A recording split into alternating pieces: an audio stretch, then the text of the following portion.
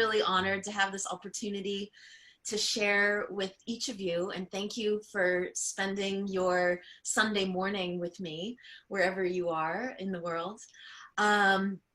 So today I'm going to share what is Lujong and a little bit about its main purpose, what you can expect to receive if you practice it regularly, and some of the rich context, the background that it comes from.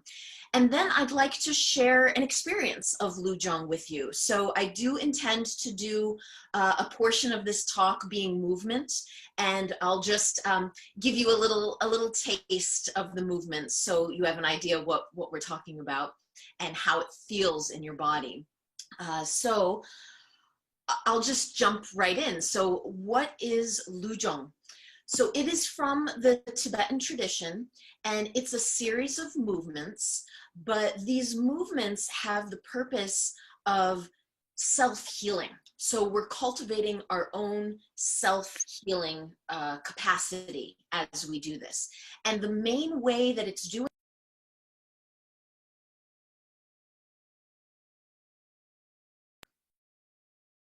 Was I muted then? I just got muted. I think it's okay now. So what I was saying is the purpose of Lujong. So it's for generating self-healing, and it does this by releasing tension. And this refers to both tension in the body and tension in the mind. So basically, the goal of Lujong is openness. We're releasing blocks, we're releasing tightness everywhere, and we're just creating more of an open expansiveness. The way that it accomplishes this is this combination between movement and the breath and mindfulness. Okay, so the movement portion, these are a series of movements, and the way that they function is that the body gets into a particular position, and then we move in a way to apply and release pressure. We're applying and releasing pressure like this. And this is effectively massaging certain points, massaging them open. So each movement is targeting particular points in the body that commonly become blocked. So the movement is just like a nice, gentle massage of these points to open them. And then layered on top of that is a breathing pattern. So it's like it adds to the flow and rhythm of the movement that we add another layer of the breath. And then finally, the secret ingredient here is to add your mindfulness to it. So what this means is just being really, really present with your practice and just noticing the sensations. So just being really aware of what the body is experiencing. And this is really a beautiful, conducive way to practice mindfulness. To, if a lot of people are talking about mindfulness, and there's different ways to approach it and start to strengthen that muscle. It's a power of the mind. But what we find is that when we use the body as the object of focus for the mind, that works really, really well. The mind accepts that and really enjoys that. So while we're practicing Lujong, not only are we doing the movements, and not only are we adding these nice rhythmic breathing patterns, but we're just really present with our practice. So that means, you're not thinking about what's for dinner later or a conversation you had earlier. You're just really in the here and now, in the present moment. So it is a comprehensive system. So Lu means body in Tibetan, and Jong means like training or refinement. So taken together, this is like body education or body refinement. And actually, Lujong is a somewhat general term. There's actually many, many movement and exercise practices in Tibetan Buddhism, and I'm going to come back to that and talk a little more to that in a few minutes. But there's many different Lujong movements. Now, what I teach, and as Jacob mentioned in the introduction, is what I learned from my teacher, Tulku Lobsang. So I have a little picture, just what I had nearby. That's Tulku Lobsang. And what he created, he collated. He knows many, many of these different movements, and he brought them together in this clear system. So, for example, Lujong level 1, and I also teach a level 2, but we're talking mostly level 1 here today, is in groups of movements, where the first group of movement is called the 5 elements movements, and it really focuses on the spine and nurturing the spinal health.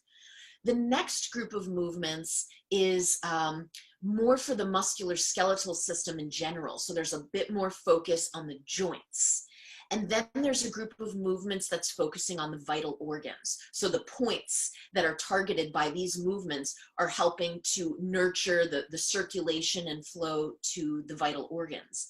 And then there's another group of movements that is basically common imbalances, common conditions for digestion, improving the senses, the temperature in the body. So actually I have a poster here to just give a sense. This is a quick snapshot of all of the Lujong level 1 movements. So, you know, the 5 elements movements, and then for the joints, the organs, the body parts, and then those are some extra movements for sleep and wakefulness. So we do have a very comprehensive teacher training program as well. And I just want to edit something that Jacob said. It's I train teachers. So I am one of only 2 active Lujong educators. However, I have trained other people to teach. So there's more than just 2 of us in the US and Canada who are teaching Lujong. And there's far more people in Europe, because that's where the organization is based. That's where Tulku Lobsang is based. So there's, I don't know, maybe 1,000 something teachers at this point in Europe. So, you know, here, just to give an example, we have our manual. It's quite a developed system for teachers. So I just wanted to correct that. I'm one of 2 educators, but there are more Lujong teachers. Okay, I'm going to go a bit into the background of it. So through the lens of Lujong, what's really amazing is that I could actually talk about all of the Tibetan worldview. There's so much that it draws upon: Tibetan medicine, Tibetan astrology, Buddhist psychology, Tantrayana, Bong.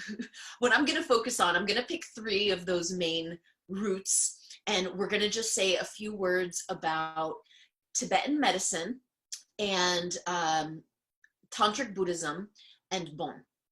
So Tibetan medicine, this is an established medical system. It's very real medicine. It's very much dealing with the physiology and functioning of the body, has a system of diagnosis and treatment. The diagnosis is from the pulse diagnosis, which is quite a beautiful art, observation and questioning, urine analysis. And then from this, then there's many treatments that are applied, including herbal remedies, even therapies such as moxibustion, behavioral modification with diet, and these such things. And because Lujong is rooted in principles of Tibetan medicine, in a very real way, it's balancing the physiology and the systems of our body. And one of the main ways it does that is through balancing the 3 humors. I'm not going to go too deep into this. I just kind of want to touch upon it so you get a sense of all that Lujong is drawing upon. And if you're familiar with Ayurveda and the concept of, the three doshas, it's the same in what I'm referring to here in the three humors with Tibetan medicine. But basically, the three humors are these psycho-bio-energetic substances in our body. It's like the condensation of the energy of the five elements. But together, the three humors, which are phlegm, bile, and wind, are responsible for all the functioning in our body. And the system gets quite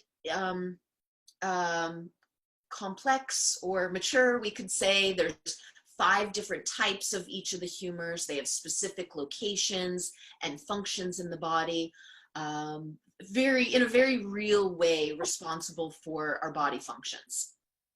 But when I said that they're the manifestation or embodiment of the 5 elements, what I mean there is that the phlegm humor is earth and water elements. So this means it has the quality of coolness, heaviness, cohesion, and moisture in the body. Whereas the bile element is, or the bile humor is associated with the fire element. So this is the heat function and also like metabolism and transformation that happens, the transformation chemical reactions in our body. This is all the realm of bile. And then finally, we have the wind humor. This is more of a drying, but it has transportation. That's its main power. So you see that all of these serve a purpose, and we need to have them balanced in order to have a balanced, healthy, resilient body. So I'm going to come back to this idea of the elements because this is really important with our Lujong practice. But suffice to say that the movements themselves are serving to balance the humors in the body. They're really doing that. So in a real way, it's helping our physiological systems become more balanced. Also the temperature. Temperature is so important. To have an optimal functioning body, you need optimal temperature as well. So all of this is being balanced. And this is what's meant by the Lujong being rooted in principles of Tibetan medicine. And secondarily, the focus on the spine is really, really important. And we know this. We know that as we age, what's kind of commonly, habitually happening is that our spines are becoming more contracted. There's less space. Their mobility is reduced. So, and this is very much connected to our health. The spine is not only the root of the body in the sense that, everything's connected there. The major nerves and the arteries and veins that are feeding our organs, that's their root. It's like the trunk. Additionally, the spine is like a battery. So it's very connected with how energized we are, our stamina, just our general vitality, how well energy is being conducted and flowing in the body. This is also very much dependent on how open and functioning our spine is. So the focus on the spine is a major, major focus of Lujong. Not only the 5 elements movements, which we'll experience together in a few minutes, but actually most of the movements, they're involving the spine and kind of checking in with different areas of the spine. So having Lujong in your life as a regular practice means that you're regularly doing something to nurture your spine and to create space in the vertebrae, right? So again, the main purpose of Lujong is openness. So it's releasing blocks and then creating this space in the spine. And when we talk about blocks in the body, really that's the main place that becomes blocked first, is along the center of the body and the spine. So we're addressing that with Lujong. And then the second most common place that we become blocked, that we really, it would behoove us to regularly put some focus on opening these blocks, is in the joints. Okay, so we say in Tibetan medicine that having blocks in the joints is associated with the manifestation of disease. And basically what this means is that it's a place where toxins can accumulate, byproducts of things. So if we're not taking care to open the joints and give those places a chance to release and flow, establishing that nice flow, things tend to accumulate there, and that causes problems down the road. So Lujong is also addressing the joints and keeping those blocks open. And then I mentioned the breath. So not only, as I said earlier, is there a breathing pattern that's done as we do the movements. There's like a rhythm that goes with the movement. But additionally, there's a nice breathing exercise that we do after each set of movements. So the way that Lujong is, there's in Lujong 1, this poster that I showed you, there's 21 movements, and each movement would be done 7 times. This is if you do the full practice. There's ways that you can expand and contract the practice and customize it for your day.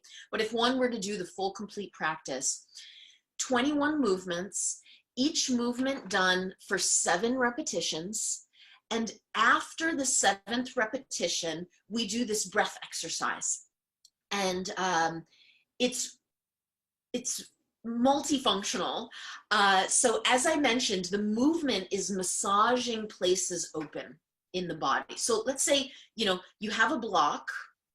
This is a channel or a tube or vein or artery or energy channel, whatever you want to think of, something where things are flowing through it. So now let's say, you have a block, and we're applying and releasing pressure. We're massaging that point open through our movement.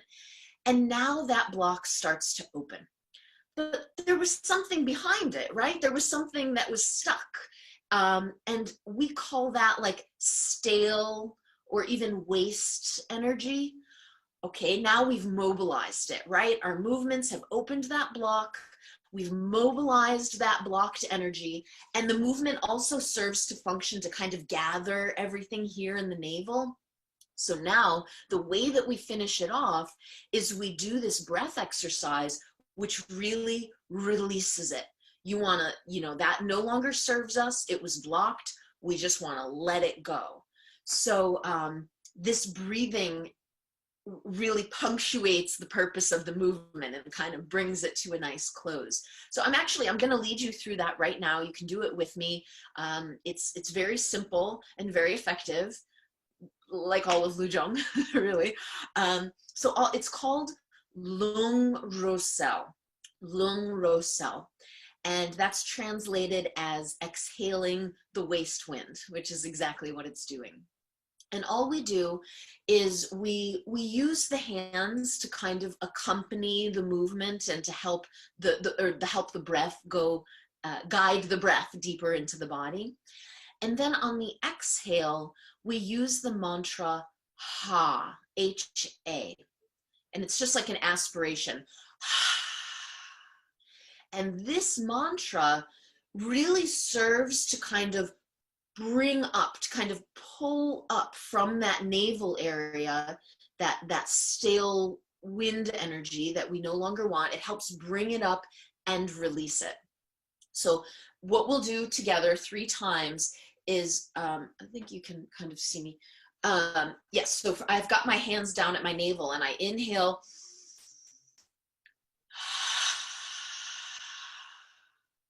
Okay, so I invite you to do that with me now 3 times in a row, and really use that mantra Ha to fully exhale. So you can get that release, completely empty the lungs with the ha.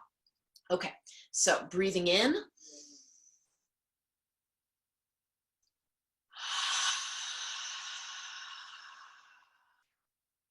Beautiful. Again.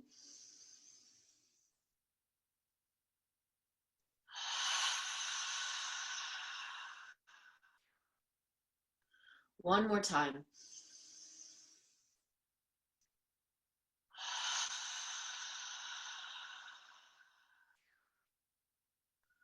Okay, it should be nice and relaxing at the same time, just kind of nice letting go. Okay, so I'm gonna move on to my next topic, which is Tantrayana Buddhism. So while it is absolutely true that Jong is a very practical health method and could be taught in a secular way, just focusing on Tibetan medicine and improving your resilience to disease and self-healing capacity, it is also true that it is inseparable from Buddhism. It is a Buddhist practice, and it's the beginning and setting the stage and the foundation for entering into much deeper practices. So, and Tibetan medicine itself, I have to say, I had to cut a lot out, but Tibetan medicine and the humors, which I mentioned, also very much bridge the mind and emotions. So Tibetan medicine itself is also inseparable from Tibetan Buddhism. So in short, Buddhism is the main principle of Buddhism, in a nutshell, is the belief that we all have Buddha nature. So this means that inherently our nature is one of clearness, awareness, wisdom. We all have this inside of us. It's who we are at our core. But what happens is things get blocked. There's obstructions, ignorances. There's old patterns and imprints that we carry with us. So basically, we're a little bit blocked from really recognizing that Buddha nature is our true nature. So all the many, many amazing methods that are included in Buddhism, they all have the singular goal of helping us come to know the real nature of our minds. Like I said, clearness, awareness. And we all want to come closer to our true nature so that we can more realize and recognize this Buddha nature that we have. And there's different paths in Buddhism. And this is one of the most amazing things about Buddhism, is that depending on your own character and your psychology and your motivations, there is a Buddhist method for you.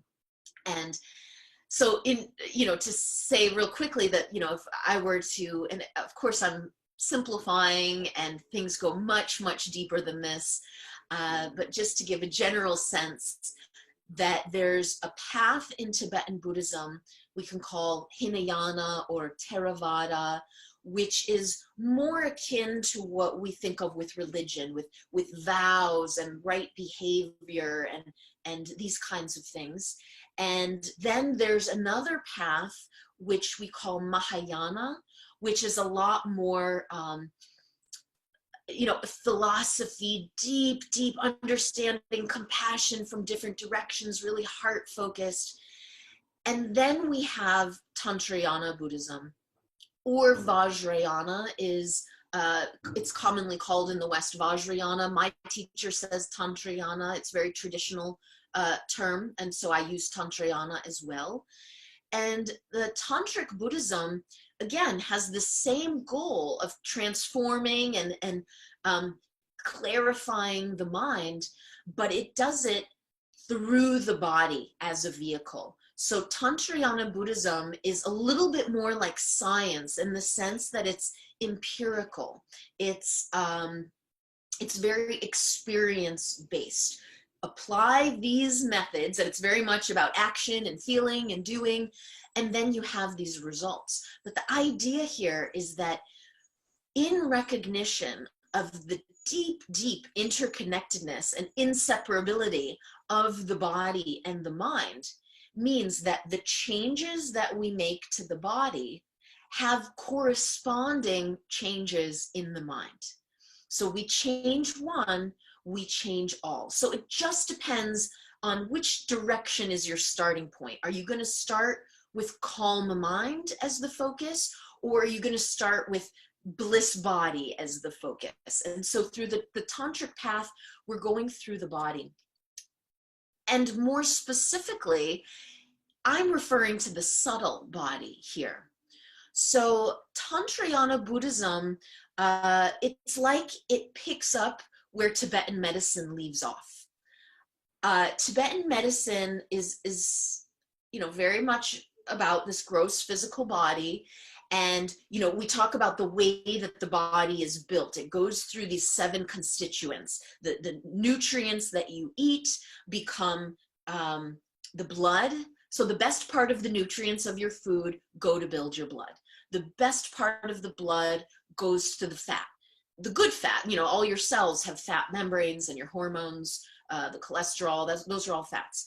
And then the best part of the fat goes on to flesh, muscles, ligaments, tendons. And then the best part of the flesh goes to build the bone. And the best part of the bone goes to build the marrow. And the best part of the marrow goes to the essence, which in the gross physical body is like reproductive, the eggs and the sperm, as well as hormones. The essence is the most refined part of the body. But here we're still talking gross essence.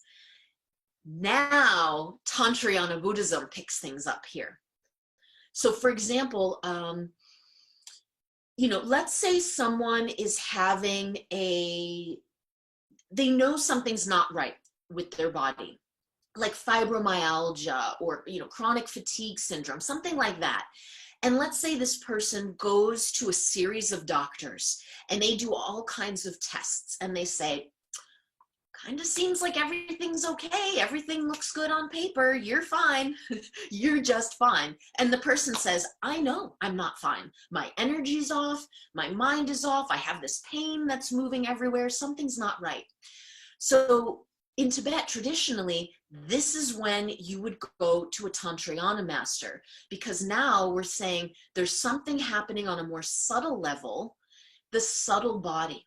So what is the subtle body? It's basically 3 components. It's the channels, which I've mentioned a few times. Basically it's like, a highway or a roadway or a river where something is traveling in this passageway. So channels. And then we have the wind energy and the essence. And the wind and the essence are traveling in the channels. So we have 72,000 different channels in the body. And these channels do become blocked. It's somewhat natural that this happens. I mean, each day we lose a channel, and this is really the process of aging. But unfortunately, we tend to accelerate this process through wrong diet, eating too much, eating too little, eating the wrong things, or wrong movement. Too much, too little, the wrong movement. All of these things, also negative emotions, fighting with people, having difficult situations, all of these things can cause our channels to become blocked. And when the channel is blocked, then that means that that wind energy and that subtle essence, which is very much connected to our vitality and our ability to experience joy and happiness. So when I talk about essence, and it's a big subject, but just to say a couple sentences so you can recognize its importance in a quick way, it's like the ability to have happiness and joy in a moment to moment of your day. So someone who has not well functioning essence, either they're not producing enough or it's blocked and not flowing well. A symptom of this would be feeling unhappy or depressed, but without a clear reason. You know, like, gosh, I have so much to be grateful for. I've got a roof over my head. I've got a great partner and food on the table. Why don't I feel happy? What's wrong? This can very much be connected with the essence. Or an opposite example would be, you know, someone's out for a walk in the neighborhood and they're just, oh, look how beautiful the way the light is shining on that flower. Oh, look at that brilliant color. Oh, do you hear the wind in the leaves? Oh, how amazing. Just that being able to find joy in every moment. That's some really good functioning, flowing essence. So when we become blocked, there's also a deep connection with our mind and consciousness here. It's like the mind rides on the wind energy. So when there's blocks in the channels, the mind and the consciousness is also blocked. So on the flip side, doing practices to open blocks in the channels and to reestablish a harmonious flow of this energy and the essence that it's carrying, this is the transformation of the mind. So the mind also becomes flowing. The mind becomes calm and peaceful and loving. As opposed to when there's blocks, a blocked mind is a rigid mind. It's a mind it's stuck in these habitual looping thought patterns. You know, you had a fight with someone and you want to stop thinking about it, but it's just coming again and again. This is also a symptom of blocks. So by releasing, Lu Jong, the movements, just like really all the practices of Tantric Buddhism, are all about releasing blocks in the subtle body channels. And by doing this, not only are we serving our physical health and its relationship to Tibetan medicine, but now it becomes a spiritual practice very much, because it's cultivating more of a calm, peaceful mind and this flow of energy that we can then use for higher spiritual purposes. And Lujong is just the beginning of this path. I mean, it's complete in itself, and it's enough. It's what I love about Lujong is its accessibility. I mean, someone who's looking just simply to keep their spine healthy, or just simply to have good energy and stamina, or they want to start a meditation practice, but it's difficult to sit on a cushion and stop your thoughts. That person will find what they're looking for Lujong. And as one starts to train the subtle body channels to be more open and more supple and flexible, then we can move on and we can build on that and go to some deeper practices. So the next would be Tsalung. Tsalung, I also teach Tsalung. And now it's also movements focusing on targeting particular movement points in the body, particular essence points. But now with Tsalung, we're using breath retention. So one learns a very specific technique to retain the breath, hold the breath inside so the channels are full of this wind energy, and then we apply different movements, again, for the same purpose of opening these channels, reestablishing harmonious flow of energy and essence, and thereby causing a transformation in the mind where the mind is more calm and clear. And then from there, after Tsalung is preparing us for Tumo practices. This is the inner fire practice. Again, same principle of releasing blockages, but now we're using the fire to get to more subtle places. And then after that is the bliss practice. Tumo is very connected with bliss. This is the watery practice. And we say that there's bliss bliss hormones, I guess you could say, or, you know, happiness chemicals. There's something here which right now it's like our minds are kind of frozen. We often use a body of water is a great metaphor for the mind. So if we think of it currently in our current state, our mind is kind of frozen. It's kind of solid. It's kind of rigid. But as we do these practices and generate this inner warmth, it starts to melt. And then it has a chance to release these really pure chemicals. But the bliss is not about feeling good. It's about accessing this awareness beyond thought, this natural wisdom. And so then the final practice is Rigpa, which is the space. Now this is just really tapping into the nature of the mind, which is like clear emptiness. So anyway, just to reiterate that Lujong is very practical for your health and happiness, but it's also setting a foundation to go much deeper in practices of Tantrayana Buddhism. And I'm just going to talk a few more minutes, and then we'll start to experience it and move about a bit. Bon. So I need to say just a few slight words about Bon, because there is also a root there with Lujong. So Bon, that's B-O-N, but it has the umlauts over the O, those two dots. Bon is the indigenous tradition of Tibet. So before Buddhism was introduced, this is what the people were practicing, Bon. And it's a bit more shamanic, nature-based, very much nature-based.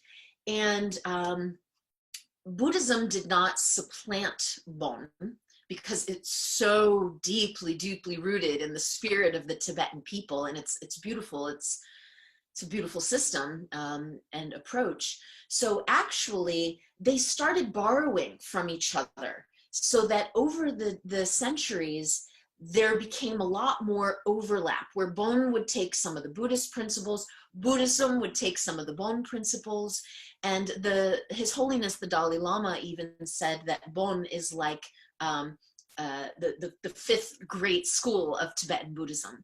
So there are many Tibetan teachers that have been trained in both, including my teacher, Tulku Lobsang. So he entered the monastery at age 6. He was born in Tibet and received very traditional Tibetan Buddhist education in the monasteries. But the first monastery he went to was a Bon monastery, and he received all of these empowerments. Then he was recognized as a Tulku. Tulku means a recognized reincarnated Lama. And then he moved to maybe at that point he already was at the Gelug Monastery, and received those intensive education and became a doctor of Tibetan medicine as well. But the reason I mentioned Bon very much has a very rich tradition with the 5 elements. And they play a big role in our Lujong, because the first group of movements, and we'll do some from this group, are the 5 elements movements. And this group of movements particularly has some rootedness in the Bon tradition. Now, Tulku Lobsang, he modified some of these movements to make them more accessible for Westerners. I think that some of these movements were done in a much more dynamic way, maybe with a more challenging breathing pattern. But Lujong, as we practice it, is very accessible. It's very gentle and calming. And there's modifications. So really it's accessible to anyone of any age, of any physical ability. The energy of the 5 elements, you know, and many, if not most, traditions, like indigenous traditions around the planet, have this idea of the 5 elements. And it's such a beautiful, elegant way to understand the myriad of things in nature. And basically the 5 elements are like these archetypal energies. Like each element is a collection of particular qualities and tendencies. So in short, like Earth has a colder quality to it. It has a heavier quality to it, kind of downward, kind of stable quality to it. And of course, we need those things, but then it needs to be balanced with the right amount of fire. Fire, we know has a hot quality. It's very light and moving and upward going. As opposed to water and wind, they all have their own particular actions and tendencies and powers. So what's important is the balance of them all together. So the 5 elements movements are really, really serving to balance the energy of the elements in our body and also in our mind. Again and again, this interconnectedness of body and mind comes up because the elements are also associated with our emotions. All phenomena in existence are composed of the 5 elements, including the qualities of our mind. And we know this. I mean, innately, you know, which element is anger associated with? Fire, right? We have fiery temper and the heat, so my point being, I want to move on to our movement practice. My point being that in balancing the elements, this is also balancing the function of the 3 humors and all of the function and, the physiology, the circulation system and digestion and immune and all of those things in the body, but also the mind and your emotions. So there's a place for talk therapy. Absolutely. Reflecting on things, understanding your triggers, understanding the story you've been telling. There's a place for that. And one can also heal and balance many things in the body by working with the body. Heal many things in the mind by working with the body in very directed, wise ways. So in doing practices like Jong, we are also balancing and healing our mind. So it is, in a really real way, a practical method for both health and happiness. Whew, there's a lot there. I've been talking for a long time. So I love Jong, you might imagine. I originally learned Jong in early of 2002 in India, which is when I met my teacher. And as much as I've learned since then, I teach and I practice many different things in this tantric Buddhist tradition. But Jong, particularly the 5 elements movements, which are a complete practice, always remain a staple. You don't outgrow them. And the reason is, before we practice, I have to circle back. It's about openness. So when we do Jong, you have to kind of shift. If you're used to doing regular Western exercise where it's all about stretch and flexibility, that's not the point. It doesn't matter. As a matter of fact, the more flexible you are, it's actually a bit more challenging because we want to really feel the body. That's the point. Really feel the body. Then you know something's happening. Then you know some opening is being created. So if someone's really, really, really flexible, they have to go and try. They have to go that much further and try that much harder until they really feel something.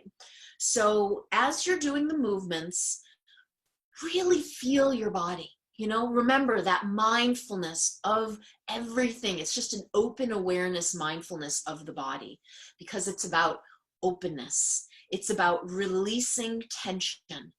This is relaxation. But real, true relaxation is medicine. It is medicine for the body, and it is medicine for the mind. It's not laziness. Relaxation is an art. To do it right, you're going to be energized afterwards, and you have more calm and focus as well when you relax really well. And Jong helps us release tension and relax and experience a bit more of like a peaceful expansiveness. Okay, and as we do that, we create a strength and a resilience, right? So when your body is stronger and has less blocks, that means you're going to recover from disease faster. You'll receive less disease, but none of us has perfect health. As long as we're in this conditional world, we're subject to conditions and we will get sick. There will be imbalances, but if you have developed a strong body, you're going to heal that much faster, right? But it's the same thing on the level of the mind. If you're doing things like Jong or whatever practice you feel a calling to do to cultivate this calm, peaceful mind, that means you'll recover from suffering faster. There will be suffering. In this world, we will have problems. Don't be surprised. There's always going to be problems. We learn from these problems, and we have suffering. But just as you can recover from disease faster, you can also recover from suffering faster by taking care and exercising the power of this mind, coming closer to our true nature. So that's what you have to look forward to. I think what I'll do is I'll lead us through some movements and then come back here to give you a chance to ask some questions. But I do want to be sure to get to the movements, so I'm going to do that first. The first few movements we're going to do are done standing. And I really invite you to do this with me if you have a good space for it. I want you to take care that you have some good grip. So either you're standing on a yoga mat or it's okay to do it on the floor. But if you're on hardwood floors, you take your socks off so that you're not sliding. Just take care because we will be in a wide stance and I don't want your feet to slide. And then some of the other movements we'll do from a seated position. Usually we do these seated on the ground on a cushion. You could also do it from a chair. I'll guide you as well. But the important thing is that you're relaxed and comfortable with a straight spine. Okay, so find your standing position. So we're going to begin, and this is our motivation posture, just setting the stage, just being grateful and cultivating a feeling of happiness. And then I'm going to guide you through the space element movement. This is the first movement of the whole practice. So we're going to stand wide. And I'm quite wide as I comfortably can be and still feel stable. And my toes are pointed outwards. My hands are going to go on my hips, but I'm going to have the thumbs to the front and the fingertips to the back. Okay. And all we're going to do is hinge at the hips and bring our head towards the ground and then go back. Watch me as I do it once, and I'll turn a little bit so you can see. So watch what I do.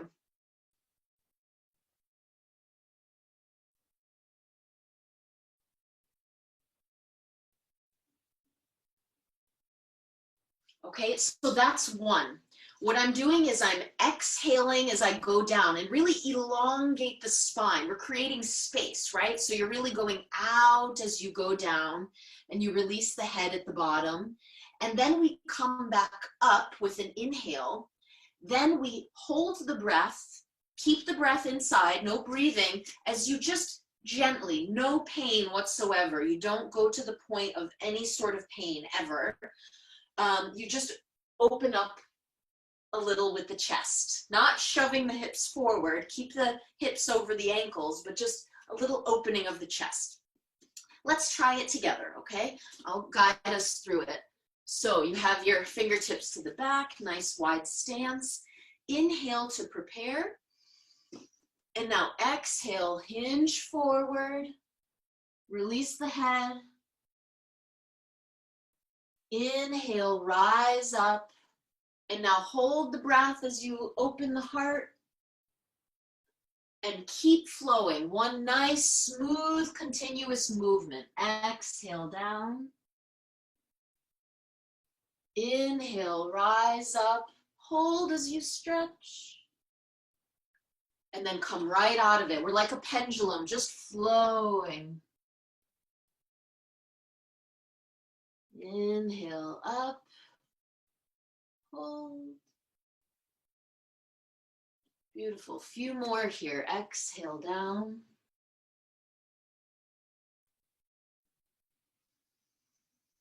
Nice deep breath. Hold. Good. A couple more. Exhale.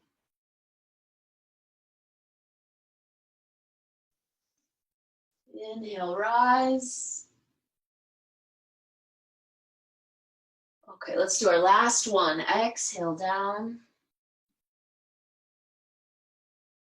Inhale.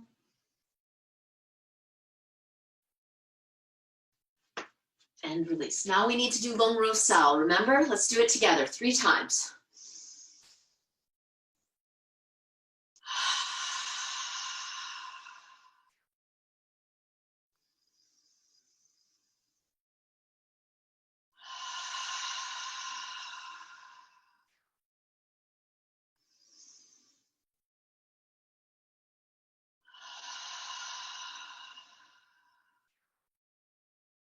Okay, that was our space element movement.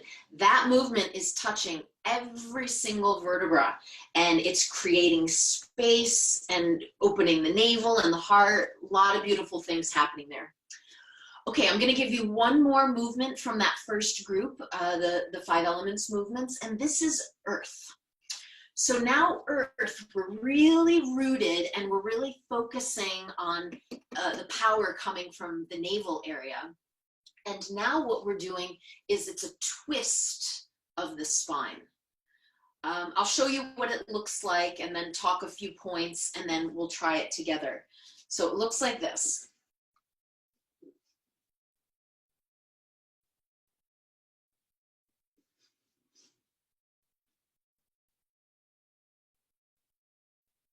Okay, so you see I'm bringing my opposite shoulder in the direction of my knee. You don't have to get there. It's just the direction that we're moving is this, bringing the opposite shoulder to the inside of the knee. And the rest of my spine is just kind of, including my neck, is just kind of naturally following that spiral that we're creating.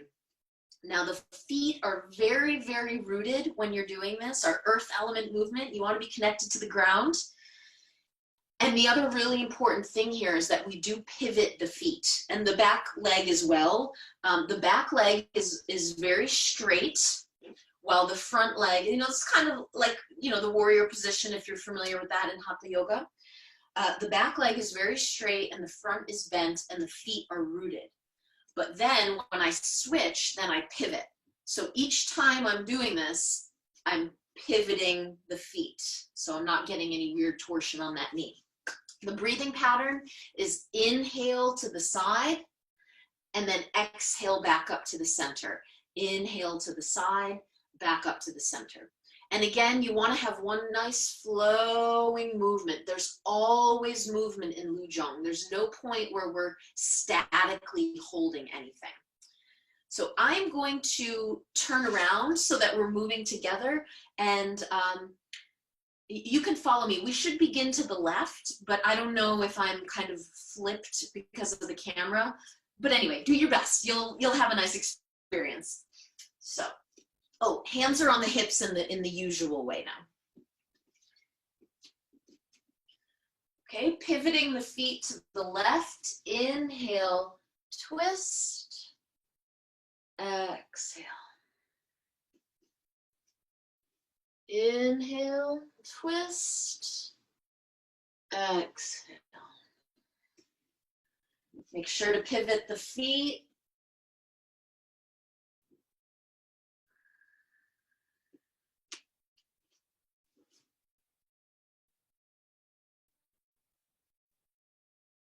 Nice. Nice and rooted, your earth element movement.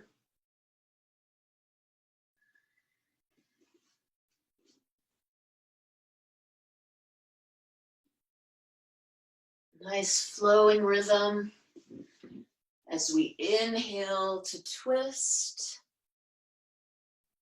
and exhale coming up.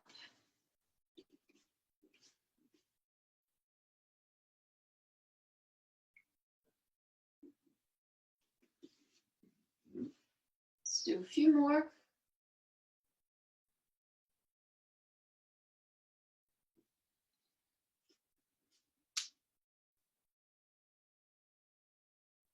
Okay, we're gonna do one last set. Really feel your body. Nice twist of the spine. Exhale.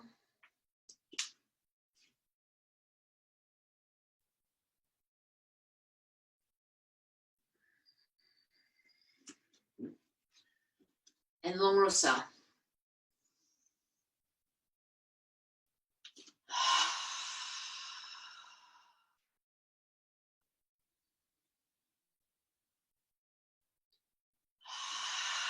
Really use that ha to release. Empty the lungs.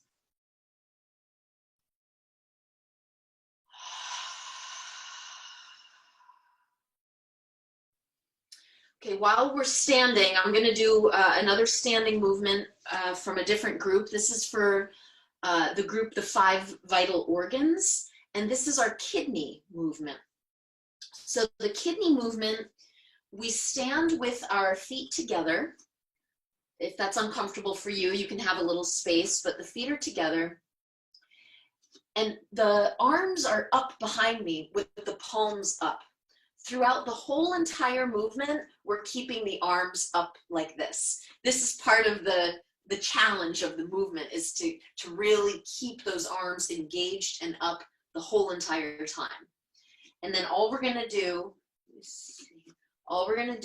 is hinge forward and then come up. And there is a little bit of an arching and opening the heart to the sky. Okay, so exhale down and then inhale up. We come up a little bit faster, but nothing too extreme. Anyway, there are some fine details here, but for the experience that you're having, this is enough. So palms are up behind you. Inhale to prepare. And now exhale, hinge forward. Inhale. Exhale down.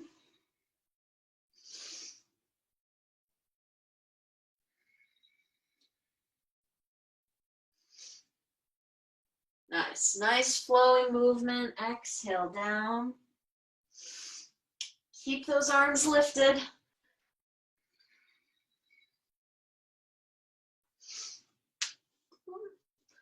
Okay, a couple more. Exhale. Last one together. Exhale down. Okay. Hello, Rosa.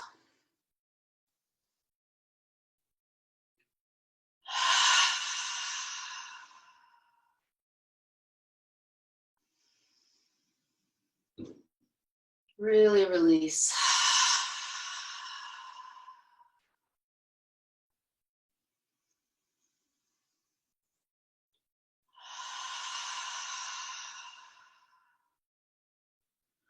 Okay, I'm going to change my position so that get your nice, comfortable seated position, either on the ground or on the edge of a chair, but nice, straight, stacked spine.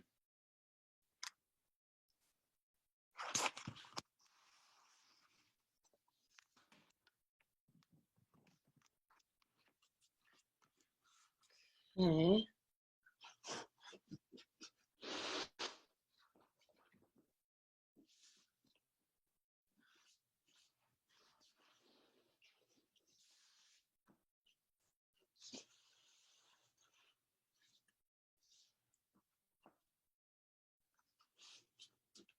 I think this is okay.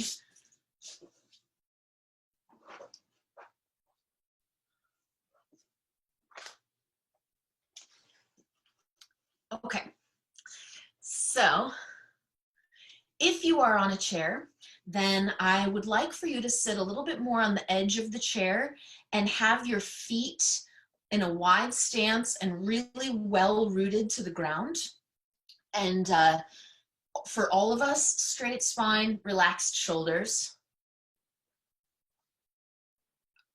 Okay, So this movement is the first of the 5 body parts, or the ones for the musculoskeletal system. And this is focusing on the neck. We carry a lot of tension in the neck. So this is a really feels wonderful. It's a 2-part movement, very simple, but lots of feeling here. And all we're going to do with the whole body still, we're just going to lower the chin into the throat.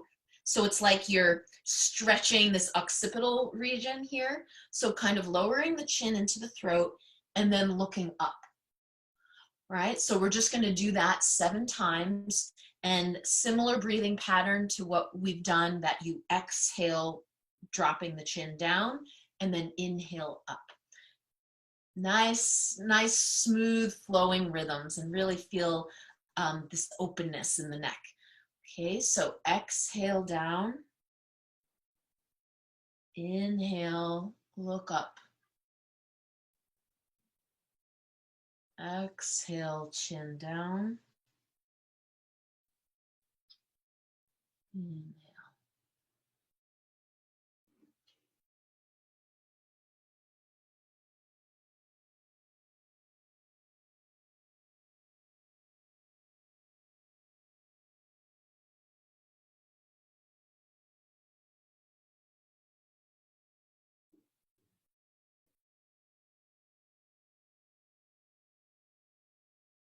Okay, let's do one last one. Chin down.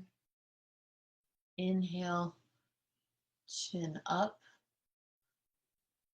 Now we're going to do part 2, which is side to side. The rest of the body stays completely still. We're not lifting up the shoulders, but we're just dropping the ear to the shoulder. And inhale as we go to the side, and exhale back to the center. So beginning left should be. So inhale, exhale. Inhale, exhale. Nice. Just really drop into this and feel.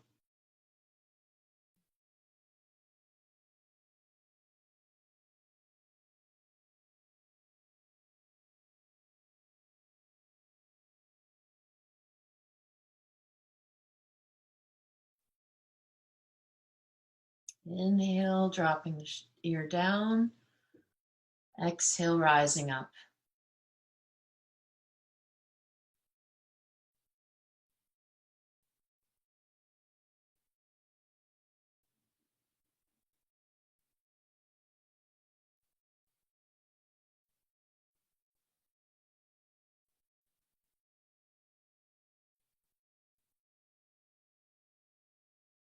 Okay, we'll do one last set. Inhale to the side. Exhale up. Now the other side.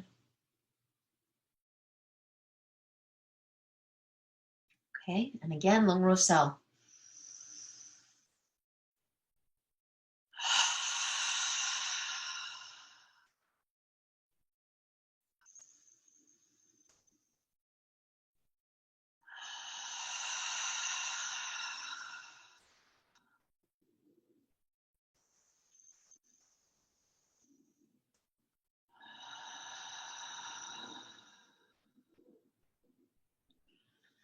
Okay, here's another movement from this group, focusing on some specific vertebrae in the upper back. It's called Lingtanze, making a triangle.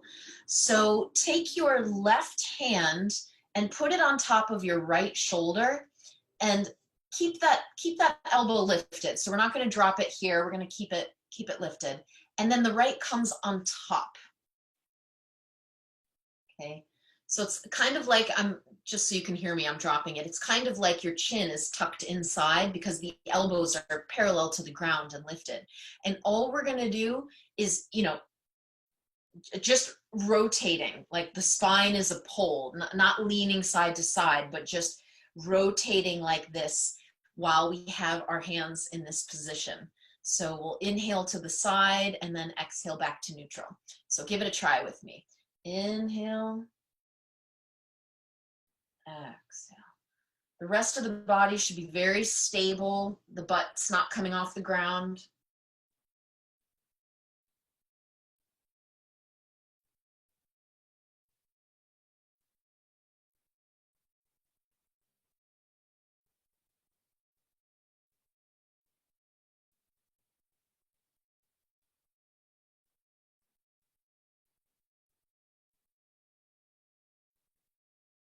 So inhale to the side, exhale back to the center. But nice flowing movement. Think of a pendulum.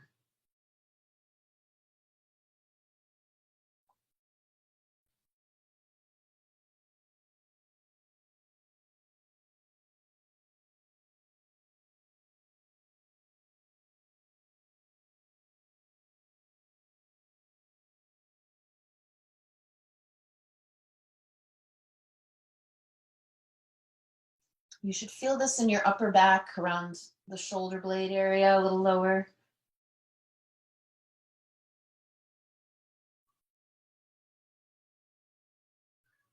Let's do one last set. Inhale to the side.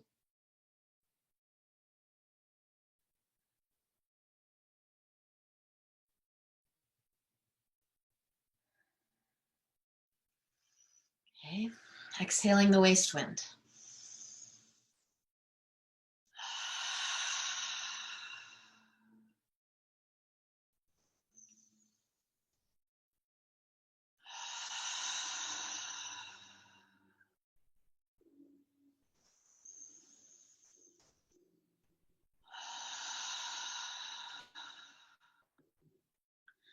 Okay, and just to close out this little taste experience of Lujong, I want to end as we always do, which is a couple minutes enjoying the stillness of the mind that we created. So it's a great opportunity. The mind has gotten settled down. It's had its object of focus and the calm breathing. So just literally 1 minute, just relax. Don't try to hold on to anything. Just relax and be in stillness and let the mind settle just for 1 minute. Let's do together.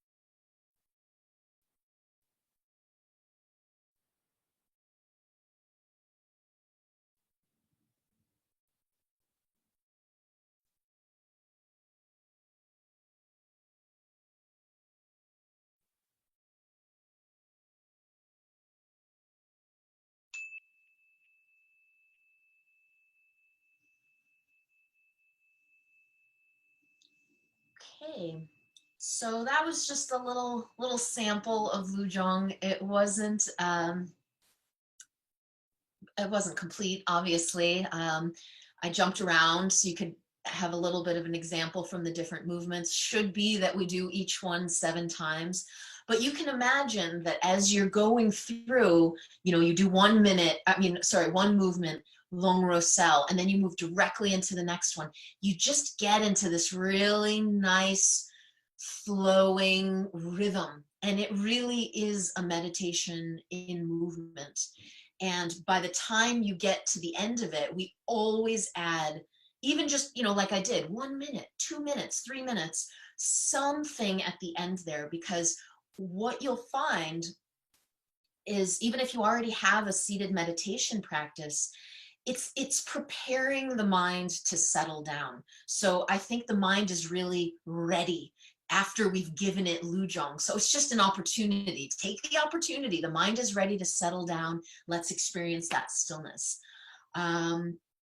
Okay, well, we've got 15 more minutes here, and I'd like to open the floor if you have any questions. I think you have the possibility to unmute yourself if you'd like, and just speak your question, and I'll do my best. Any questions? Hi, yeah, I have a question. So I was wondering, why do we move to the left first? That's, sorry, I was changing my volume so I could hear you better. It's really mostly symbolic, actually. So returning back to the talk of the subtle body and the system of channels, the main channels in the subtle body are the central channel and then the left side and right side channel. And the left side channel is a little more associated with wisdom or like positive emotions. So it's symbolic that we start to that side. We often, there's another, I mean, it's not part of Lujong, but another thing that I've learned that one can do first thing in the morning, like when you wake up and you're in bed, to block your right nostril and just breathe 7 times through the left nostril, to kind of start things on that positive. Now, ultimately, it's about balancing both of them and bringing everything into the central channel. But when we have to do side to side, we start by honoring the left side. And I think it's also interesting that the heart is more to the left side as well. Very interesting, thank you. Welcome. Anyone else? Just curious if if Lojong, or maybe you could speak to the Tibetan 5, because I've been practicing the Tibetan 5 for many years, and if Lojong touches on any of that at all, or if that's a completely separate practice. Okay. 2 things I'd like to say there. One, what we're doing today is Lujong, L-U. Thank you. And because there is Lojong, which is L-O, and that's mind training. So Lojong is different. We're doing Lujong. Lujong is different from, so what he's asking about, and many people have heard of something called the 5 Tibetans. And it's a series of 5 movements, and they're great movements. I know them, I'm familiar with them. I think that they're very beneficial. They're focusing more on the chakras, which would be like energy centers in the body, whereas our 5 elements movements is working with the elements. The thing about the 5 Tibetans is that no one really knows where they came from. They were popularized by, I believe, a British journalist or someone who had been traveling in Tibet and then learned them from somebody and then put them in a book. But nobody can trace what lineage are they really from, what transmission. And the thing is in the Tibetan Buddhist tradition, lineage and transmission are really, really important. So I'm not saying anything wrong about them. I think that they're great movements and they're great for opening the different energy channels, but we don't know where they came from, and they're not part of Lujong or connected to Lujong in any way that I'm aware of. Perfect, thank you very much. Mm-hmm.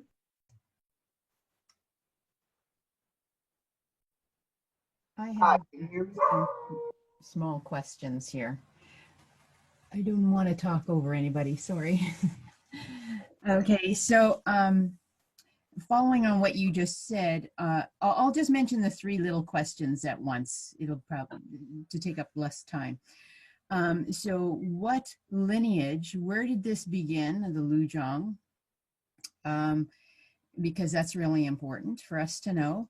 And then as well, can you differentiate, or maybe there is no difference except that this is Tibetan, between Tai Chi and Qigong and Lujong? And then the third small question was, when we're doing the shoulder to knee exercise, I'll call it exercise, it seemed that the breathing was opposite of what my body would normally do, because when I would bend over, I would exhale, not inhale. Now, maybe I heard you incorrectly. Maybe that was just my mind playing tricks on me.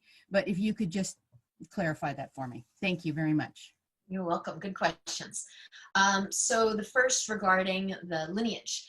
So I'm teaching, for sure it's Tulku Lobsang's lineage, because I need to credit him with creating the system of, you know, how I'm talking about these different groups. And if you, the thing, Lujong is a system in the sense that if you were to do the whole practice, you start at A and you go in a very specific order, A to Z. And we can do one group here and one group there. But anyway, the system of it is definitely attributed to Tulku Lobsang, and also that these modifications that he added to the movements with this breathing pattern and the little bit gentleness of it, and choosing the specific movements that he felt most addressed Western needs after he'd met with many patients as doctor of Tibetan medicine.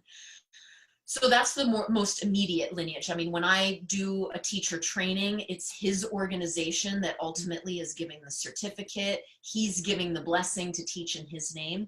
But if you want to take a longer view, we can look at what lineage he comes from. So he is a Tulku in the Gelug tradition. However, when he was in Tibet and receiving his intensive studies, he felt very, very drawn to all these movement practices in Tibetan Buddhism. So he actually went and sought out masters from all the different schools, including the Jonang tradition, which holds the Kalachakra traditions very strongly, to really learn all these movement practices, Lujong, Tsalung, the Tumo. So he's quite unique in the sense that I mean, obviously I can't prove this and it's a really big statement, but I feel strongly enough that I feel comfortable to say it, which is that I think that he holds most of the, like most strongly, these movement traditions from Tantric Buddhism, but then it's from different lineages. Then we need to say he's Rime, because he's not just teaching from the Gelug tradition, but also has Nyingma and Sakpa. And so when someone is non-sectarian like this and going to kind of more distilling the essence before the schools went in their various specialties, he's Rime. And then if we want to go back even further, the roots of the movements themselves, they actually have a couple different roots. So the 5 elements movements are from the Bon tradition mostly, where it's very nature-based and elements. Some of the other movements were taught by Buddha himself, the Sakyamuni Buddha, historical Buddha Shakyamuni, or they were received by yogis who, I mean, sometimes we say that, I mean, I don't know, the Tibetans wouldn't use the word channeled, but like they were, either they were students of the Buddha or that they were spontaneously arrived at these movements. But we're talking a long time ago, the Bon movements as far as 8,000 years ago. And then of course, the Buddhism one. So it has these different roots. But in short, when I say lineage, I need to talk about Tulku Lobsang. It's really, everything I teach comes from him. Now, your next question was regarding comparing to Qigong and Tai Chi. So I mean, that's not my area of specialty. I've learned some over the years, but it's not a main practice of mine. But what I can say from what I know is that the approach and the goal and, you know, intention of it is very parallel. Basically what we're doing in this Tantric Buddhism, it's an inner alchemy, right? So we're recognizing that the body is not just matter, but has this energetic battery component to it, and that the battery is functioning better when things are open and flowing well. So this approach of releasing blockages and establishing a nice flowing harmonious energy for the purpose of higher spiritual development, which I see as an alchemy. And what it means is when you're changing the state of the body in this way, the blocks and the energy flow, you're creating corresponding changes in consciousness. You're expanding the consciousness in different ways. So I feel that that intent is the same, and that at least the Qigong that I've learned is also flowing. Like there, you know, I'm doing, well, anyway, that the movement is continuous. And that's a special thing with Lujong that's also shared with the Qigong that I know, that it's a continuous flowing movement, whereas Hatha Yoga, there's a static hold of a pose, and that we never do. Now, I mean, there could be many reasons for that, but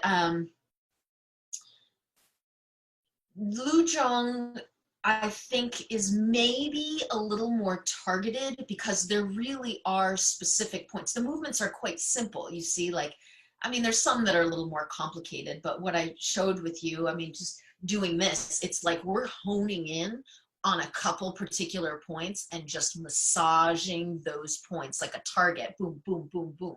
And maybe Qigong isn't as targeted, but I don't know, actually, I'm ignorant about that. And then I'll get to your third, which was about the earth element movement and the breathing pattern. I don't think that you heard it wrong.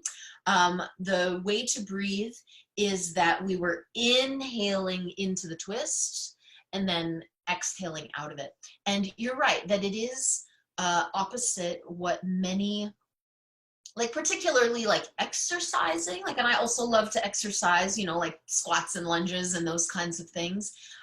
Usually the principle there is that you exhale on the exertion.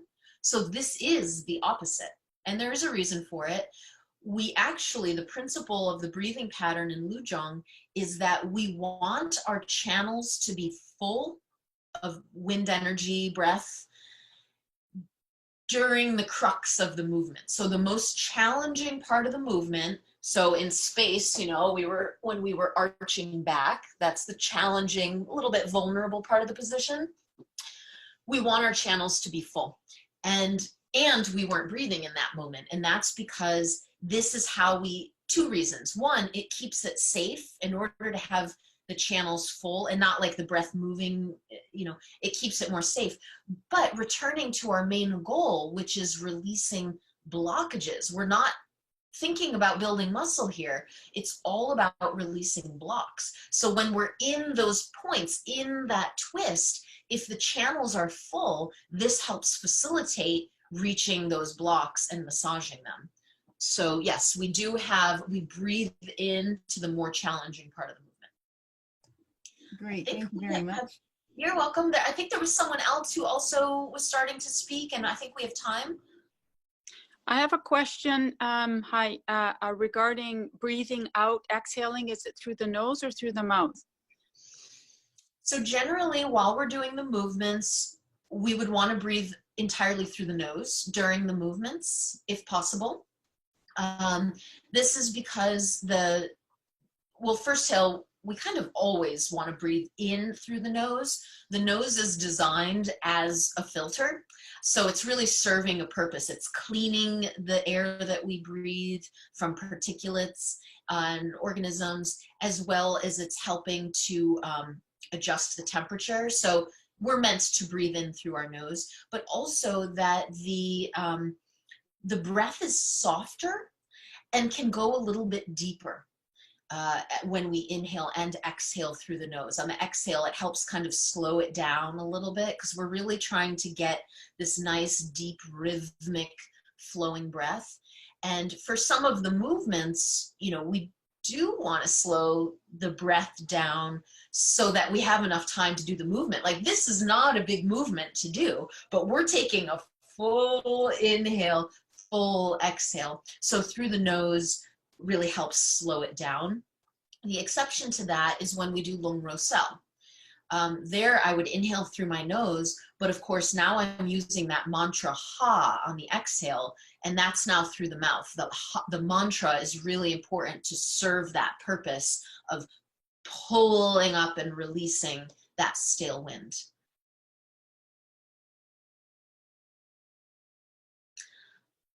Okay, well, I have 12:30, so I'm going to honor your time. Question. Oh, okay. I was just wondering, what was the waist breath? What the 3 breaths that we do? How do you spell that? What's that called? Oh, so the first word is pronounced lung, so it's pronounced like Loong, but we actually write it like lung, like Lung, Right. but it's lung, that means wind. Okay. And then ro is the next word, RO. And the third one is cell, SEL. Lung, ro, cell. And it means, I mean, I'm switching the order, but it means exhaling the waste wind. Okay. Thank And you you. can do that anytime. I mean, take that with you.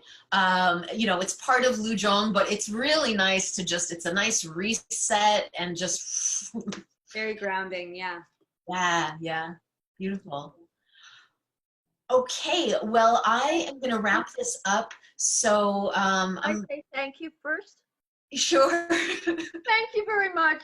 And boy, I have been reminded that I need to unstiffen a few parts of my body. Thank you very much. I'm going to try your stuff. Great. I'm glad. Yes, it's so important. This body is our vehicle, you know, and I think in a lot of spiritual traditions, sometimes we forget about the body. And I mean, for me, that's why the Tantrayana Buddhist path suits me so well, because I like the action and I love the feeling in the body. And it's the home of the mind and the consciousness, and it's connected. So we do, like, if we're not paying attention, these blocks add up. And so Lujong, it's like a check-in, you know, you're going through the whole body and all these different places, and you can kind of see where things have added up and what needs to go.